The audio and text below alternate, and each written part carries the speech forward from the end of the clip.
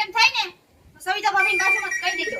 સવિતા ભાભીને એટલે જ કયો તો હવે કેતો રહ્યો અત્યારે હું રાંધીને જાઉં છું. ઠીક છે આ ઠીક છે હાલી જાસ તું અને એટલે હરક પતરા સીને ખાઉં છું.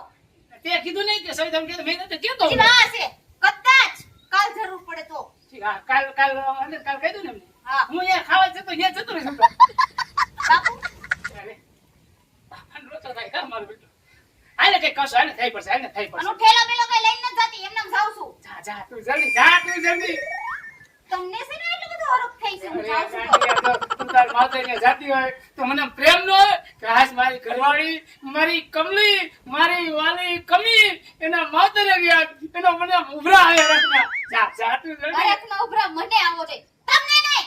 શાંતિ રાખો આજી વાત એટલે બધા હરક પતરા ન થાવ. અને સાંભળો બધું વ્યવસ્થિત મૂકી જાવ છું ને જેવું વ્યવસ્થિત મૂકી